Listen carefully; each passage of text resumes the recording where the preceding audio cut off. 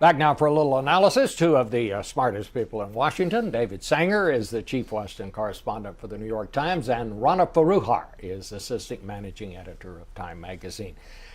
David, I was very interested in the piece that you wrote this week when you talked about the impact that the fiscal cliff negotiations had on kind of the perception of this country. You talked to a lot of foreign policy experts. What did you come away from that, doing the research on that piece, feeling? Well, Bob, I felt that at the end of the whole fiscal cliff drama that we saw, I think the world saw a Washington that still appeared to be dysfunctional, that hadn't addressed the major issue. Remember, the fiscal cliff was all about forcing Washington politicians to deal with the bigger grand bargain that you've been discussing through the entire show. And the thing we should not overlook is it was something created by Washington. This was not the Japanese bombing Pearl Harbor. This was not something that happened, that came from someplace else. This was created here. It was, and we forgot what we were trying to do. I mean, what they were trying to do in this was to actually solve these issues that would restore some confidence that the U.S. could go ahead in a leadership position. So what kind of weakness does that create? I think threefold. The first is there's a perception that the U.S. Is still having a hard time getting its act together.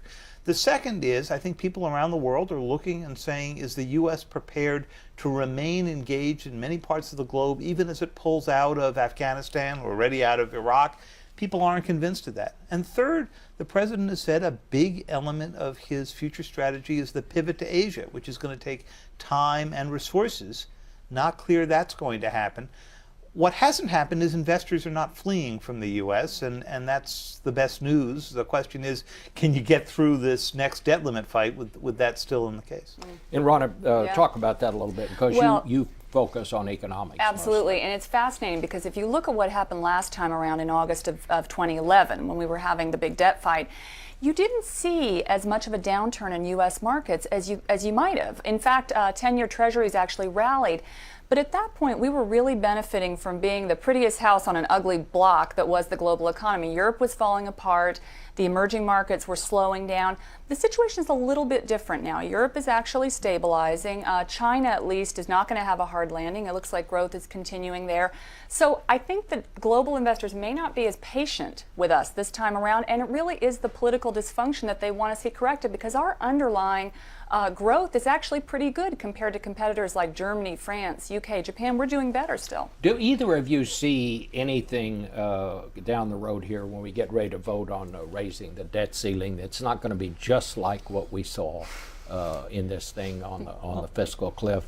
Last minute, last hour, last day. I'm sure it'll be last minute, last hour. It always is. The big question is, President Obama has said he won't negotiate within the limits of on the debt limit issue itself, that he'll talk about spending cuts elsewhere.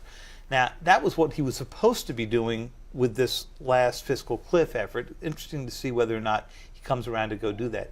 In the end, my suspicion is the debt limit will pass again, because the consequences of not doing it are so great. We already last time lost a bit of our credit rating just on the threat that it might not pass. What about when we heard one of the congressmen saying, well, actually, the last time they shut down the government, that was a good thing?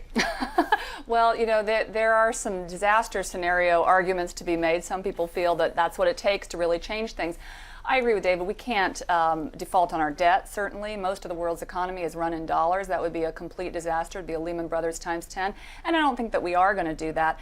I am worried, though, that we may end up in a position where we're going to have to make spending cuts earlier than we should be given our growth. If you look back historically, not just in this country, but all around the world, when you go through a period like what we're in, you really want to have growth a little bit closer to trend, which for the U.S. is more like 3% a year rather than the 2% that we're in right now, before you start making a lot of cuts. David, I want to ask you, because I know you follow this very closely, if all the signs are that Monday, tomorrow, the president is going to nominate Chuck Hagel, the former Republican senator, to be Secretary of Defense, and it looks like he's going to be in for a kind of a rough confirmation hearing. That's exactly what it looks like, Bob, and to some degree that's something of a surprise, because the idea of appointing a Republican senator, and in this case a decorated Vietnam War hero, was to have a fairly easy passage. But there's going to be a few issues for Senator Hagel. He is not on board with the president's strategy on Iran. He's voted against all of the major efforts to impose sanctions on Iran, or many of them.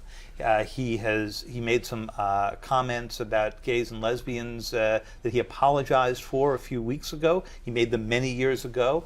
The White House has said that they think that resolves the issue, but I think he's run into some opposition there. And then the pro-Israel lobby has been very, very active in campaigning against him.